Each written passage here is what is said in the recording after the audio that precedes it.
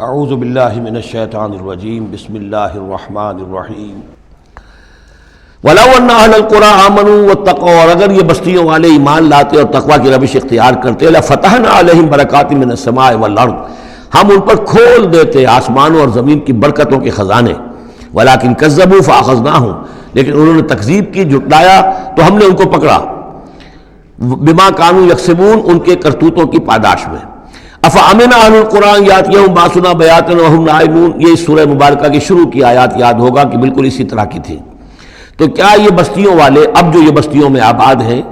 یہ اس سے بالکل نچنت ہو گئے ہیں کہ ان کے پاس نہیں آ سکتا ہمارا عذاب جبکہ وہ رات کو سوئے ہوئے ہوں، یا وہ ہم نائمون بیاتاً رات گزار رہے ہوں اور سوئے ہوئے ہوں؟ اب امن اہل القریٰ ان یاتیہم باسنا ضحی وہم یلعبون، کیا وہ نچنت ہے اس سے کہ کوئی عذاب نہیں آ سکتا صبح کے وقت جبکہ وہ کھیل رہے ہوں؟ افامنوا مکر اللہ، تو کیا وہ امن میں ہو گئے ہیں، نچنت ہو گئے ہیں اللہ کی چال سے؟ فلا یامن مکر اللہ الا القوم الخاسرون، تو اللہ تعالیٰ کی چال سے اپنے آپ کو امن میں محسوس نہیں کرتا مگر وہی کہ جو خسارہ پانے والا ہے، تباہ ہونے والا ہے۔ ولما جاء موسیٰ لمیقاتنا، اور جب موسیٰ پہنچے ہمارے وقت مقرر پر، وکلمہ ربہ، اور ان سے کلام کیا ان کے رب نے، قال رب ارنی انظر الیک، انہوں نے درخواست کی پروردگار مجھے اپنا دیدار عطا فرما، مجھے دکھا کہ میں تجھے دیکھوں۔ قال لن ترانی، اللہ نے فرمایا تم مجھے ہرگز نہیں دیکھ سکتے، ولکن انظر الی الجبل، لیکن ذرا اس پہاڑ کو دیکھو، فإن استقر مکانہ، اگر وہ اپنی جگہ پر کھڑا رہ جائے، برداشت کر جائے ہماری تجلی کو، فسوف ترانی، تو تم بھی سوچنا کہ شاید ہمیں دیکھ سکو۔ فلما تجلی ربہ للجبل، جب اللہ نے اپنی تجلی ڈالی پہاڑ پر، اب یہ جلی کہتے ہیں روشن چیز کو، جلی شے روشن، تجلی یہ باب تفاعل ہے،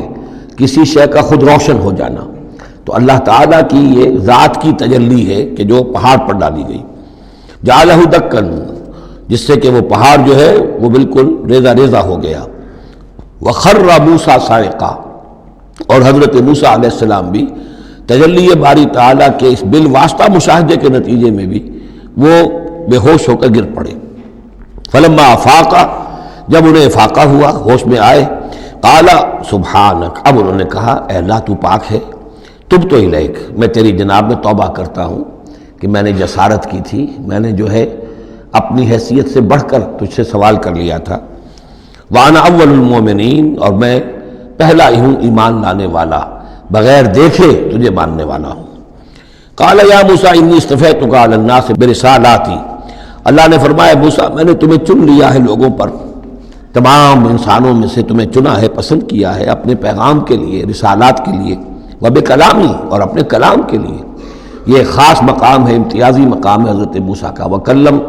کلم اللہ موسیٰ تکلیما، فخذ ما آتیتک وکن من الشاکرین، تو لے لو جو میں تمہیں دے رہا ہوں اور بن جانا شکر کرنے والوں میں، یعنی یہ الواح جو ہیں جو ہم دے رہے ہیں ان میں احکام لکھے ہوئے ہیں، یہ تم لے لو اور ان کا حق ادا کرو۔ وَكَتَبْنَا لَهُ فِي الْأَلْوَاحِ، اور ہم نے لکھ دیا اس کے لیے تختیوں پر، وہ پتھر کی تختیاں، مِن كُلِّ شَيْءٍ مَوْعِظَةً، ہر طرح کی نصیحت، وَتَفْصِيلًا لِكُلِّ شَيْءٍ، اور ہر طرح کے احکام کی تفصیل، یعنی جو بنیادی احکام ہیں، موٹے موٹے احکام ہیں، یوں سمجھیے کہ وہ در حقیقت ایک طرح سے ڈینجر سگنلز ہیں۔ اگر آپ کسی پہاڑی راستے پر جا رہے ہو تو جگہ جگہ آپ کو نشانات ملتے ہیں کہ ذرا یہاں بچ کے گزرنا، تو شریعت خداوندی جو ہے وہ بھی در حقیقت انسانی تمدن کا جو پیچیدہ سفر ہے اس میں ڈینجر کوشنز ہیں، ڈینجر سگنلز ہیں، یہاں اس سے ذرا دور رہنا، اس سے ذرا ہٹ کر رہنا، اس کے اندر اندر آدمی جو ہے وہ اپنی محنت کرے، کوشش کرے، جدوجہد کرے، مباحات کے دائرے کے اندر جو بھی اس کا ہے چوائس اس کو اختیار کر لے، لیکن جو محرمات ہیں وہ حدود ہیں، تلک حدود اللہ فلا تقربوها۔ تو شریعت کی جو آسمانی شریعت ہے اصل بنیاد یہی ہے کہ زندگی کے ہر گوشے سے متعلق چند موٹے موٹے احکام دے دیے، اس کے اندر جو ہے وہ کھلا چھوڑ دیا انسان کو کہ اب اس کے اندر اپنی سمجھ سے، اپنے اجتہاد سے، اپنی کوشش سے، اپنی عقل کو بروئے کار لا کر کام کرو۔ وَكَتَبْنَا لَهُ فِي الْأَلْوَاحِ مِن كُلِّ شَيْءٍ مَوْعِظَةً وَتَفْصِيلًا لِكُلِّ شَيْءٍ فَخُذْهَا بِقُوَّةٍ، تو اے موسیٰ اس کو تھام لو مضبوطی کے ساتھ، وَأَمُرْ قَوْمَكَ، اور اپنی قوم کو بھی حکم دو، یَأْخُذُوا بِأَحْسَنِهَا، کہ وہ اسے پکڑیں، اس کو تھامیں اس کی بہترین صورت کے اندر۔ اس کے مراد کیا ہے کہ ہر معاملے کے اندر درجے ہوتے ہیں۔ آپ کو ایک چیز بتائی جا رہی ہے، اس میں ایک درجہ اونچا ہے، ایک اس سے کمتر ہے، آپ اونچے سے اونچے درجے کی طرف آنے کی کوشش کیجیے۔ یہی بات جو ہے مسلمانوں سے بھی پھر کہی گئی ہے، آخری پاروں میں ہم دیکھیں گے چل کر کہ وہ لوگ کہ جو کلام کو سنتے ہیں، یستمعون القول فیتبعون احسنہ، وہ کلام کو سنتے ہیں پھر جو اس کی بہترین بات ہوتی ہے اس کو اختیار کرتے ہیں۔ ایک یہ ہوتا ہے آدمی سوچتا ہے کچھ اور کمی والی بات ہو جائے، ڈھیل ہو جائے، رعایت ہو جائے، چلیے پاس مارکس مجھے مل جائیں، مجھے فرسٹ ڈویژن نہیں چاہیے، مجھے سیکنڈ ڈویژن نہیں چاہیے، ڈسٹنکشن نہیں چاہیے، پاس ہی ہو جاؤں۔ لیکن یہ معاملہ دین میں نہیں ہونا چاہیے، یہ معاملہ دنیا میں کرو، دین میں اچھے سے اچھا، اعلی سے اعلیٰ، جیسا کہ ہم پڑھ چکے ہیں سورہ مائدہ کے اندر، اذا اتقوا وآمنوا وعملوا الصالحات ثم اتقوا وآمنوا ثم اتقوا واحسنوا واللہ یحب المحسنین۔ ہے جستجو کہ خوب سے ہے خوب تر کہاں، کیوں نہیں بہتر سے بہتر کی طرف جاتے؟ جتنا آج وقت لگا رہے ہو دین کے لیے اس سے زیادہ لگاؤ کل، اور پرسوں اس سے آگے تمہارا قدم پڑنا چاہیے، نہ یہ کہ آدمی جو ہے وہ پیچھے کی طرف دیکھے۔ وَأَمُرْ قَوْمَكَ يَأْخُذُوا بِأَحْسَنِهَا، اس کا جو بہترین رخ ہے اس کو اختیار کریں۔ سَأُرِيكُمْ دَارَ الْفَاسِقِينَ، ان قریب میں تمہیں وہ گھر دکھا دوں گا جو اس وقت فاسقوں کے قبضے میں ہے۔ یعنی یہاں جو کچھ ہوا ہے، کوہ طور جو ہے وہ سمجھ لیجئے کہ وہ سینائی پیننسلا کا جو ساؤدرن ٹپ ہے وہاں پر ہے تقریباً کوہ طور۔ تو گویا کہ خلیج سویز کو کراس کیا، یا کہیں سے کسی جھیل کو کراس کر کے مصر سے آئے سینائی پیننسلا میں، پھر یہ کہ خلیج سویز کے ساتھ ساتھ ہو کر ساؤدرن ٹپ تک پہنچ گیا پورا قافلہ، یہاں پڑاؤ رہا ان کا طویل عرصے تک، اور یہیں پر پھر حضرت موسیٰ علیہ السلام طلب کیے گئے کوہ طور پر، وہاں سے اب واپس آ گئے۔ اب ان سے کہا گیا کہ آگے بڑھو، اور خلیج عقبہ کے ساتھ ساتھ ہو کر داہنی جو ہے کھاڑی جو ہے ریڈ سی کی، اس سے آگے بڑھو اور فلسطین میں جا کے اب تمہیں جنگ کرنی ہے۔ تمہارا وہ ملک جو ہے جو تم چھوڑ کر آئے تھے تقریباً جو سمجھیے کہ 700-800 برس پہلے یا اس کے آس پاس، اب اس کے اوپر قبضہ ہے مشرکوں کا، کافروں کا، جاہلوں کا۔ اب اس اپنی سرزمین کو ان سے آزاد کرانے کے لیے اب تمہیں جہاد کرنا ہے، وہ جس کا ذکر ہم سورہ مائدہ میں پڑھا ہے، تو اس کا یہاں پر تذکرہ ہو رہا ہے۔ سَأُرِيكُمْ دَارَ الْفَاسِقِينَ، یعنی وہ فلسطین تک اب میں تمہیں لے جاؤں گا اور تمہیں دکھا دوں گا وہ جگہ جو تمہارا اصل مسکن ہے، اور اس کے لیے یہ ہے کہ تمہیں اب ان فاسقوں کو وہاں سے نکالنا ہوگا۔ سأصرف عن آیات الذین یتکبرون فی الارض بغیر الحق، میں پھیر دوں گا اپنی آیات سے ان لوگوں کے رخ کو جو زمین میں ناحق تکبر کرتے ہیں۔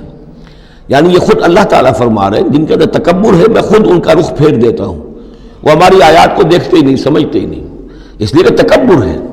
تکبر وہ شے ہے جو اللہ کو سب سے زیادہ ناپسند ہے۔ فرمایا گیا ہے ایک حدیث میں، حدیث قدسی میں، الکبر ردائی، تکبر میری چادر ہے۔ تو اگر کوئی اور تکبر کرتا ہے تو گویا کہ میری چادر میرے شانے سے وہ گھسیٹ رہا ہے، تو اس کے خلاف میرا اعلان جنگ ہے۔ ایک اور حدیث میں فرمایا لن يدخل الجنہ من کان فی قلبہ مثقال حبۃ من کبر، جنت میں کبھی داخل نہیں ہو سکے گا وہ شخص جس کے دل میں دانے کے برابر بھی تکبر ہے۔ تکبر سب سے بڑا روگ ہے۔ تو جن لوگوں کے اندر تکبر ہے ہم ان کا رخ پھیر دیتے ہیں اپنی آیات سے، ہم انہیں اس کا اہل نہیں سمجھتے کہ وہ ہماری آیات کو سمجھیں اور دیکھیں۔ وَإِن يَرَوْا كُلَّ آیَةٍ لَا يُؤْمِنُوا بِهَا، اور اگر وہ سرسری طور پر دیکھ بھی لیں، ساری نشانیاں دیکھ لیں، تب بھی وہ ایمان لانے والے نہیں ہیں۔ وَإِن يَرَوْا سَبِيلَ الرُّشْدِ لَا يَتَّخِذُوهُ سَبِيلًا، اور اگر وہ دیکھ بھی لیں کامیابی کا اور سعادت کا اور ہدایت کا راستہ، تب بھی اس راستے کو اختیار نہیں کریں گے۔ وَإِن يَرَوْا سَبِيلَ الْغَيِّ يَتَّخِذُوهُ سَبِيلًا، اور جب بھی ان کے سامنے آئے گا کجھی کا راستہ، ٹیڑھ کا راستہ، گمراہی کا راستہ، اسے وہ اختیار کریں گے۔ یعنی یہ ساری چیزیں ان کی کس وجہ سے ہے کہ ان کے دلوں میں تکبر ہے۔ ذالک بانہم کذبوا بآیاتنا، یہ اس لیے کہ انہوں نے ہماری آیات کو جھٹلایا اپنے تکبر کی بنیاد پر، وکانوا عنہا غافلین، اور اس سے تغافل برتتے رہے۔ والذین کذبوا بآیاتنا ولقاء الآخرۃ، اور جو لوگ بھی جھٹلائیں گے ہماری آیات کو اور آخرت کی ملاقات کو، حبطت اعمالہم، ان کے سارے اعمال حبط ہو جائیں گے۔ اپنی جگہ وہ بڑی نیکیاں کما رہے ہوں، جیسے کہ قریش مکہ تھے، ہم کعبے کی خادم ہیں، کعبے کی خدمت کر رہے ہیں، کعبے کو صاف رکھتے ہیں، حاجیوں کو دودھ پلاتے ہیں، پانی پلاتے ہیں،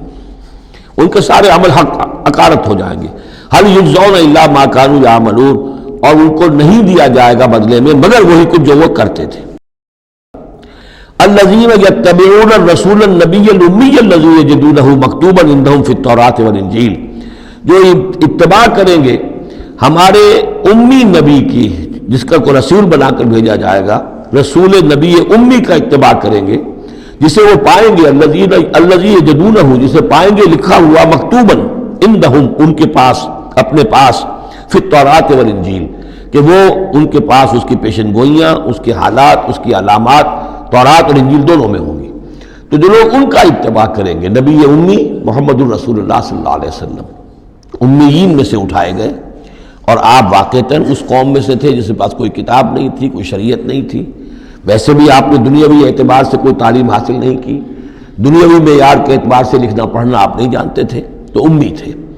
تو رسول نبی الامی، جو پیروی کریں گے میرے اس رسول کی جو نبی امی ہوگا، جسے یہ پائیں گے الذی یجدونہ مکتوبا، لکھا ہوا، جس کی علامات اور جس کی پیشن گوئیاں عندہم فی التوراۃ والانجیل، ان کے پاس تورات اور انجیل دونوں میں، یامرہم بالمعروف، وہ انہیں نیکی کے حکم دے گا، وینہاہم عن المنکر، اور تمام بدیوں سے روکے گا،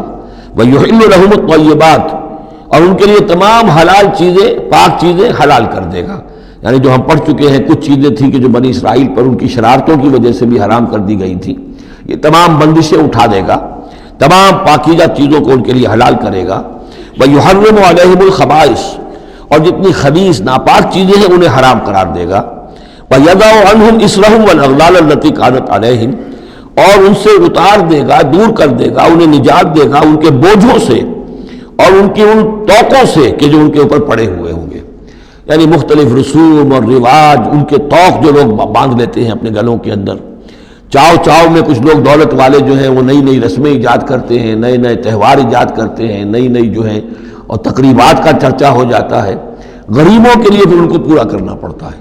شادی بیاہ کی یہ تقریبات ہیں۔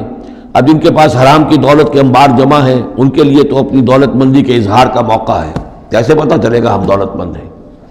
اسی طریقے سے جیسے کہ ہندوؤں کے ہاں بنیے کی دولت یا لگتی تھی مکان پر یا بیاہ شادی پر، باقی کھانا پینا ان کے ہاں نہیں تھا، نہ اچھا پہننا، نہ اچھا کھانا، نہ اچھا پینا، لیکن مکان بنائیں گے تو عالیشان، اور دوسرے یہ کہ شادی کریں گے تو پھر ٹھاٹ کے ساتھ۔ یہی ہمارے ہاں بھی معاملے چلے آ رہے ہیں، وہ ہندوانہ پس منظر ہے اور اس میں رسومات ہیں۔ اب یہ امیروں کے لیے تو چونچلے ہیں، غریبوں کے لیے یہ اسر اور اغلال ہیں۔ اسر وہ بوجھ کو جن کو لے کے چل نہ سکے، نتیجہ کیا نکلتا ہے؟ بچیاں بیٹھی ہوئی ہیں، ہاتھ پیلے نہیں ہو سکتے، شادی نہیں ہو سکتی، نہ نومن تیل ہو، نہ راجا ناچے، نہ سارے تقاضے پورے ہوں، نہ شادی ہو سکے۔ تو یہ جو اسر اور اغلال لوگوں نے، پھر یہ کہ جو سوشل ایولیوشن کہہ لیجئے یا جو بھی اس کے اندر تنزل ہوا ہے، جس کے نتیجے میں لوگوں کے اوپر طرح طرح کی قیدیں آ گئی ہیں، کہیں جو ہے وہ جاگیرداری نظام آ گیا ہے، اس کی قید ہے، کہیں بادشاہت ہے، امپیریلزم ہے، اس کی قید ہے، کہیں سرمایہ دار نظام ہے، اس کا تشدد ہے۔ تو محمد جب آئیں گے، یہ اللہ تعالیٰ فرما رہے ہیں، تو ان تمام قیدوں سے نجات دلائیں گے، ان تمام بوجھوں سے نوع انسانی کو نجات دیں گے، عدل اور قسط کا نظام قائم کریں گے۔ تو وہ چاہے رسومات کی شکل میں ہو، اور چاہے یہ کہ ایک نظام ظالمانہ، ایکسپلائٹیٹو اگر نظام ہے، ریپریسو نظام ہے، تو اس کو ہٹا کر فالذین آمنوا بہ۔ اب یہ جو الفاظ آ رہے ہیں اس آیت مبارکہ کے، یہ بہت اہم ہے، اس پر میرا ایک پورا کتابچہ موجود ہے کہ جس کا عنوان ہے نبی اکرم صلی اللہ علیہ وسلم سے ہمارے تعلق کی بنیادیں۔ فالذین آمنوا بہ، گنتی کر لیجئے، تو جو لوگ ان پر ایمان لائیں گے، پہلی شرط ہے ایمان، وعزروہ، اور ان کا ادب کریں گے، ونصروہ، اور اس کی مدد کریں گے، واتبعوا النور الذی انزل معہ، اور اس نور کی پیروی کریں گے جو ان کے ساتھ نازل کیا جائے گا۔ اولئک هم المفلحون، یہی لوگ ہوں گے فلاح پانے والے۔ اللہم ربنا اجعلنا منہم۔ اب یہاں تھوڑی سی وضاحت کر لیجئے، فالذین آمنوا بہ، وہ لوگ جو اس پر ایمان لائیں گے۔ ایمان کے دو تقاضے سمجھ لیجئے، ایک تقاضا اطاعت، لا یؤمن احدکم حتی یکون ہواہ طبعا لما جئت بہ،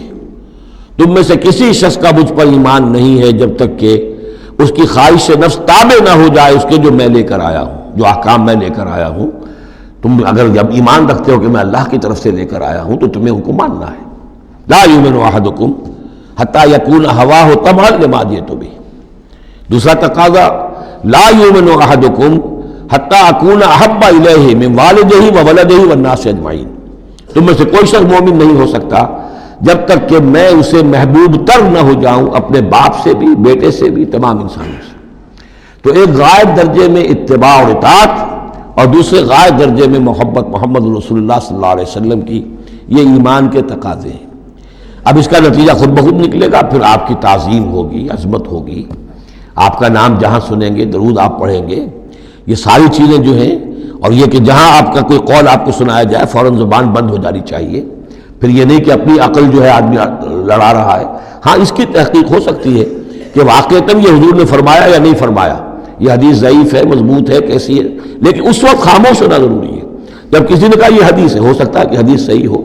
اور حضور کی طرف اس کی نسبت جو ہے وہ صحیح ہو، مضبوط ہو، لہذا فوری طور پر اپنی زبان بند کر دینا یہ ادب کا تقاضا ہے۔ تو وہاں ضرور ہو، وہ نصرو ہو، اور مدد کرے۔ مدد کس کام میں؟ حضور نے ذاتی تو اپنی کوئی امپائر بلڈ نہیں کی، نہ آپ نے اپنے لیے کوئی جاگیر بنائی، نہ کوئی جائیداد بنائی۔ کس کام کے لیے نصرت چاہیے تھی؟ اللہ کے دین کے لیے، اس کے غلبے کی جد و جہد، اس کے لیے بھیجے گئے محمد صلی اللہ علیہ وسلم۔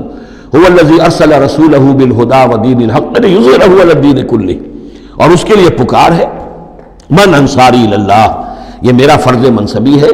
اللہ کا دین مجھے غالب کرنا ہے، یہ میری ذمہ داری ہے۔ کون ہے جو میرا ہاتھ بٹھائے، میرا مددگار بنے؟ تو یہ میدان اب بھی کھلا ہوا ہے۔ دین پہلے غالب ہوا تھا، پھر مغلوب ہو گیا،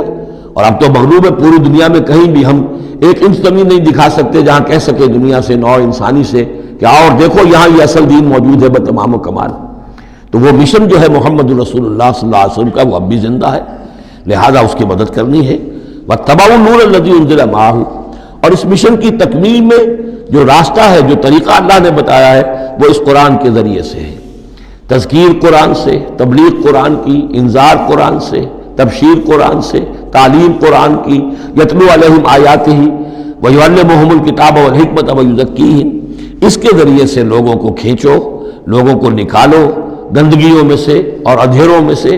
لوگوں کے اندر ایمان کی شمع روشن کرو، پھر انہیں منظم کرو، جمع کرو، پھر باطن سے ٹکراؤ۔ فالذین آمنوا بہ وعزروہ ونصروہ واتبعوا النور الذی انزل معہ، تو جو لوگ ان پر ایمان لائیں گے اور ان کی تعظیم کریں گے اور ان کی مدد کریں گے اور اس نور کی پیروی کریں گے جو ان کے ساتھ نازل کیا جائے گا، یعنی قرآن مجید حضور کے ساتھ یہ نازل کیا گیا، بھیجا گیا۔ اولئک هم المفلحون، یہی لوگ ہوں گے فلاح پانے والے۔ اللہم ربنا اجعلنا منہم۔ قل یا ایھا الناس، اب ظاہر بات ہے کہ وہ لمبی بات کو اب یہاں پہ ختم کرتے ہوئے کہ اب حضور صلی اللہ علیہ وسلم تشریف لے آئے، اب یہی بات اس کے حوالے سے اب آپ سے کہا جا رہا ہے کہ اے نبی، جو خبر دی تھی اس وقت ہم نے موسیٰ کو، اور جو ہم نے کہہ دیا تھا کہ جو رحمت ہے ہماری خصوصی، وہ انہی لوگوں کے لیے ہوگی تم میں سے کہ جو محمد عربی صلی اللہ علیہ وسلم پر ایمان لے آئیں گے۔ تو اب کہہ دیجئے ڈنکے کی چوٹ، قل یا ایھا الناس، کہہ دیجئے اے لوگوں۔ اور یہ پھر بہت نوٹ کرنے کے قابل ہے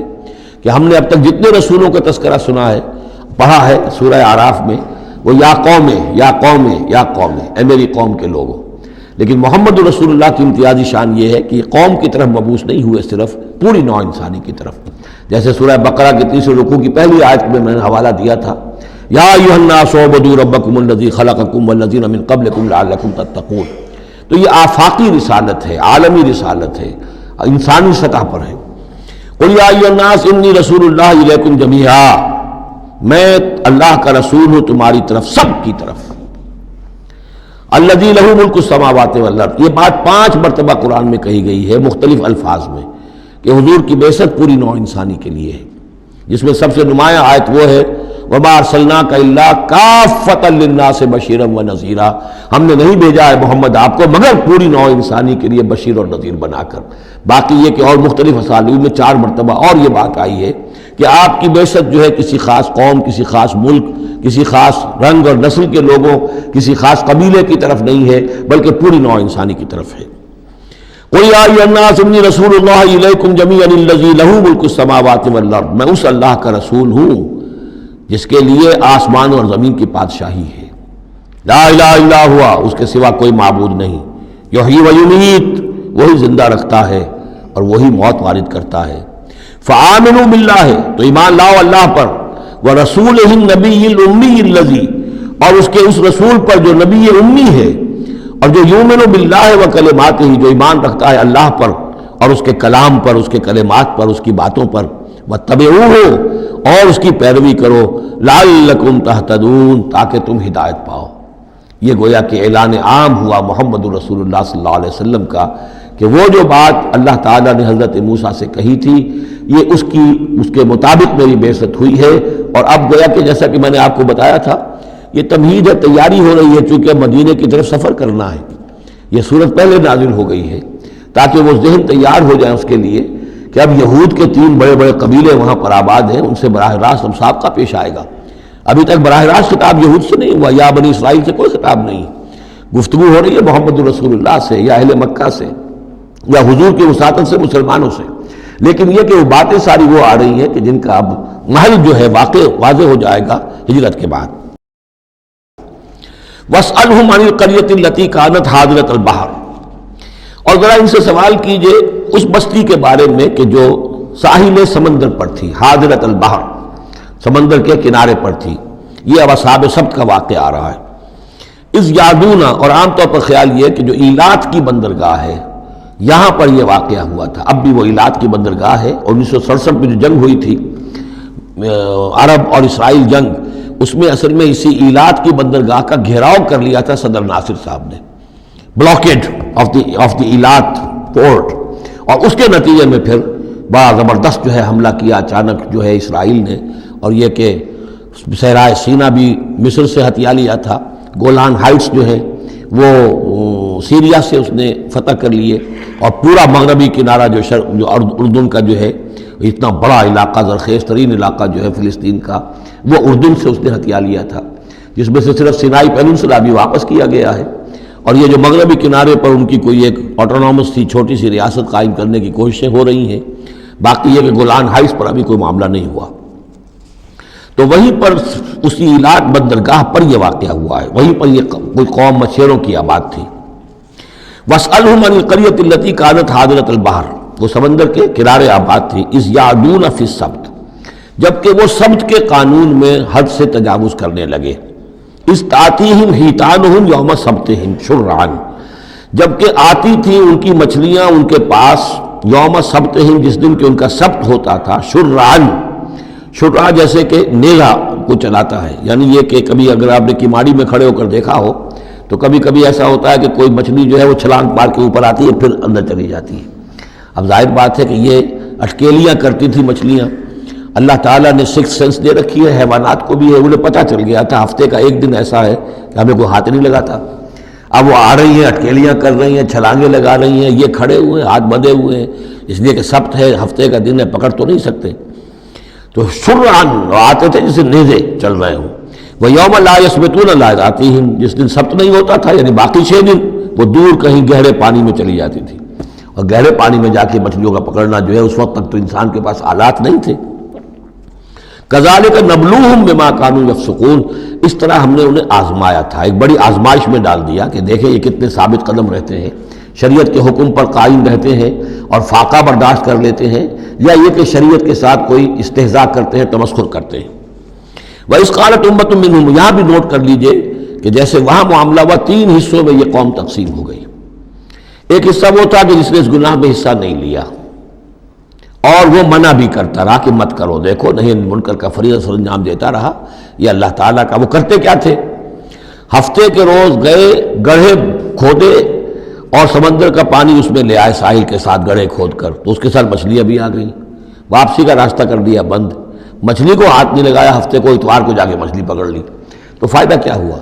اصل میں ہفتے کا قانون تو یہ تھا کہ ہفتے کا دن تم لگاؤ اللہ کی یاد میں، ذکر میں، عبادت میں، تورات پڑھو، پڑھاؤ، سیکھو، سکھاؤ۔ 6 دن تم کام کرو دنیا کا، اپنی معاش کا، 7واں دن تم فارغ رکھو اللہ کے لیے، دین کے لیے۔ لیکن جب وہ گڑھے کھودنے میں دن صرف ہو گیا تو چاہے مچھلی پکڑی یا نہیں پکڑی، تو جو اصل روح تھی اس حکم کی وہ تو ختم ہو گئی۔ تو یہ ہے کہ جس میں انہوں نے استہزاء کیا، گویا کہ شریعت کا مذاق اڑایا۔ اب ایک تو وہ تھے کہ جنہوں نے نہ تو اس جرم میں حصہ لیا اور وہ منع بھی کرتے رہے، ایک وہ تھے کہ جو حصہ تو نہیں لیا جرم میں لیکن منع نہیں کرتے تھے، خاموش رہتے تھے۔ تیسرے وہ تھے کہ جو جرم کے اندر باقاعدہ جری ہو کر وہ حصہ لے رہے تھے۔ تو اب جو لوگ منع کر رہے تھے ان سے انہوں نے کہا جو منع نہیں کر رہے تھے، جو خود بھی نہیں کر رہے تھے لیکن منع بھی نہیں کر رہے تھے، اس قالت امت، جب کہا اس درمیانی طبقے نے، منہم ان میں سے، لما تعظون قوما اللہ مہلکہم، کیوں واعظ کر رہے ہو ان لوگوں کو، کیوں اپنے آپ کو ہلکان کرتے ہو کہہ کہہ کہ تم، اور نہیں المنکر کا فریضہ سر انجام دے دے کے تھک گئے ہو، یہ قوم اب ماننے والی نہیں ہے، اللہ ان کو ہلاک کر کے رہے گا۔ لما تعظون قوما اللہ مہلکہم او معذبہم عذابا شدیدا، یا انہیں پھر عذاب دے گا بہت سخت عذاب۔ قالو، اب یہ جواب کن کی طرف سے ہے؟ جو خود بھی بچے ہوئے تھے گناہ سے، روک بھی رہے تھے اپنی امکانی حد تک کہ خدا کے لیے باز آ جاؤ، یہ شریعت کا استہزاء نہ کرو، مذاق نہ اڑاؤ۔ قالوا معذرۃ الی ربکم، انہوں نے کہا کم سے کم اپنے رب کے ہاں ہم عذر تو پیش کر سکیں گے کہ اے پروردگار، ہم آخری وقت تک انہیں روکتے رہے، ہم نہیں منکر کا فرض سر انجام دیتے رہے، ہم نے اپنی بات نہیں چھوڑی، ہم نہ صرف یہ کہ اس گناہ سے خود بچے رہے بلکہ ان گناہ گاروں کو بھی روکتے رہے۔ وَلَعَلَّهُمْ يَتَّقُونَ، اور یہ اس سے بھی زیادہ اہم ہے، اور کیا پتہ ہو سکتا ہے ان میں تقویٰ پیدا ہو جائے۔ کیسے آپ کہہ سکتے کسی ایک بندے کی سمجھ میں آ جائے، کوئی ایک شخص تائب ہو جائے؟ تو جیسا کہ حضور کی حدیث ہے، حضرت علی سے خطاب کر کے آپ نے فرمایا، لا یہدی اللہ بک رجلا واحدا خیر لک من حمر النعم، اگر اللہ تمہارے ذریعے سے علی ایک شخص کو بھی ہدایت دے دے تو یہ تمہارے لیے سرخ اونٹوں سے بڑھ کر دولت ہے۔ تو اگر ایک بھی بچ جائے، لعلہم یتقون، فلما نسوا ما ذکروا بہ، تو پھر جب انہوں نے نظر انداز کر دیا اس نصیحت کو جو انہیں کی جا رہی تھی، یعنی لگے رہے اپنے اس جرم کے اندر، انجینا الذین ینہون عن السوء، ہم نے بچا لیا ان کو جو کہ بدی سے روکتے تھے، عذاب سے بچے ہیں صرف وہ جو بدی سے روکتے تھے۔ وَأَخَذْنَا الَّذِينَ ظَلَمُوا بِعَذَابٍ بَئِيسٍ بِمَا كَانُوا يَفْسُقُونَ، اور پکڑ لیا ہم نے ان کو کہ جو اس ظلم میں، گناہ میں اور شریعت کا استہزاء کرنے میں کہ جو مجرم تھے، ان کو ایک بہت ہی برے عذاب میں پکڑا، ان کی اس ناہنجاری کی وجہ سے، سرکشی کی وجہ سے، نافرمانی کی وجہ سے۔ فَلَمَّا عَتَوْا عَمَّا نُهُوا عَنْهُ، جب وہ بڑھ گئے، چڑھ گئے، بہت ہی آگے بڑھ گئے ان چیزوں میں جن سے ان کو روکا گیا تھا، قُلْنَا لَهُمْ كُونُوا قِرَدَةً خَاسِئِينَ، تو ہم نے کہہ دیا کہ اب ہو جاؤ بندر، ذلیل بندروں کی شکل میں ان کی صورتیں جو ہیں وہ تبدیل کر دی گئی۔ وَإِذْ أَخَذَ رَبُّكَ مِنْ بَنِي آدَمَ مِنْ ظُهُورِهِمْ ذُرِّيَّتَهُمْ، اور یاد کرو جب کہ نکالے اللہ نے، آپ کے رب نے، تمام بنی آدم کی پیٹھوں سے ان کی نسل کو۔ اب یہ کہ یہ اصل میں تو معاملہ ہو رہا ہے عالم الارواح میں، جبکہ ابھی جسد پیدا ہی نہیں ہوئے تھے، لیکن دو ہی شکلیں ہو سکتی تھی، یا تو لوگوں کو یہ ساری بات پہلے بتائی گئی ہوتی، عالم ارواح ہے، پہلی تخلیق یہ ہے، دوسری تخلیق یہ ہے، عالم ارواح میں یہ قول و قرار دیا گیا۔ عرب کے جو اولین مخاطب تھے حضور صلی اللہ علیہ وسلم کے اور قرآن کے، چونکہ ان کے لیے یہ چیزیں ان کی اس وقت کی استعداد کے اعتبار سے بھاری تھیں، قرآن مجید نے عام فہم الفاظ استعمال کیے۔ جب ہم نے نسل آدم کی تمام ان کی پیٹھوں سے ذریت کو نکال لیا، یعنی یہ کہ جتنے بھی انسان آنے والے تھے دنیا میں، ان سب کی ارواح جو ہیں وہ وہاں موجود تھیں۔ وَإِذْ أَخَذَ رَبُّكَ مِنْ بَنِي آدَمَ مِنْ ظُهُورِهِمْ ذُرِّيَّتَهُمْ وَأَشْهَدَهُمْ عَلَىٰ أَنفُسِهِمْ، اور ان کو گواہ بنایا اپنے اوپر، اچھی طرح سوچ سمجھ کر۔ اقرار جو ہوتا ہے جس کو ہم کہتے ہیں میں بقائمی ہوش و حواس یہ اقرار کر رہا ہوں، تو پوری طرح ہوش و حواس میں سیلف کانشسنس، یہ میں آپ کو بتا چکا ہوں، ہمارے اندر جو سیلف کانشسنس ہے، خود شعوری، وہ ہے ہی ہماری روح کی بنیاد پر۔ حیوانات میں بھی شعور تو ہے، کانشسنس تو ہے، سیلف کانشسنس نہیں ہے، خود شعوری نہیں ہے۔ تو یہ خود شعوری کا منبع جو ہے در حقیقت وہ روح ہے۔ تو وہ ارواح موجود تھی، انہیں اپنی ذات کا شعور تھا۔ اشہدہم علی انفسہم، انہیں اپنی ذات کے اوپر خود گواہ بنا کر پھر سوال کیا، الست بربکم، کیا میں تمہارا رب نہیں ہوں، تمہارا مالک، تمہارا آقا؟ قالوا بلا، وہ کہیں گے کیوں نہیں، شہیدنا، ہم اس پر اقرار کرتے ہیں، ہم گواہ ہیں۔ اب یہاں نوٹ کیجئے، جیسے کہ اس سے پہلے آیا تھا سورہ مائدہ میں کہ اہل کتاب تمہارے پاس ہمارا بشیر اور نذیر آ گیا، مبادا تم یہ کہو کہ ہمارے پاس کوئی بشیر اور نذیر نہیں آیا۔ وہ گویا کہ اتمام حجت تھی اہل کتاب پر۔ سورہ انعام میں آ چکا ہے کہ مبادا تم یہ کہو کہ کتابیں تو دی گئی تھیں ہم سے پہلے دو گروہوں کو، ہم تو جانتے نہیں تھے، عبرانی زبان کی کتاب نہیں پڑھتے تھے، وہ اتمام حجت تھا بنی اسماعیل پر کہ اب تمہارے اندر ہم نے اپنا ایک رسول بھیج دیا صلی اللہ علیہ وسلم، یہ کتاب آ گئی ہے۔ اب تم یہ نہیں کہہ سکتے کہ وہ تو ہم سے پہلے دو گروہوں پر نازل کی گئی تھی، ہاں اگر ہم پر کہیں نازل کی گئی ہوتی تو ہم ان دونوں سے بڑھ کر بہت زیادہ جو ہے اس سے فائدہ اٹھاتے اور حق پر ہوتے۔ اب یہ جو گواہی ہے یہ آ رہی ہے پوری نوع انسانی، جس کے حوالے سے میں نے آپ کو بتایا تھا کہ وہ عہد کہ جو ہر روح انسانی اللہ کے ساتھ کر کے آئی ہے، کوئی نبی نہ آتا، کوئی کتاب نہ آتی، تب بھی یہ عہد بنیاد ہے مواخذہ اخروی کی، محاسبہ، accountability, the grand accountability of the day of judgment, اس کا بیسس جو ہے وہ یہ ہے، بنیادی بات یہ ہے، بنیادی حجت یہ ہے۔ نبوت سے، کتابوں سے، وحی سے یہ تو اتمام حجت ہوا ہے، اضافی شے ہے۔ اللہ نے امتحان کو اور آسان کر دیا نوع انسانی کے لیے، لیکن بنیادی حجت جس کی بنا پر ہر انسان رسپانسبل ہے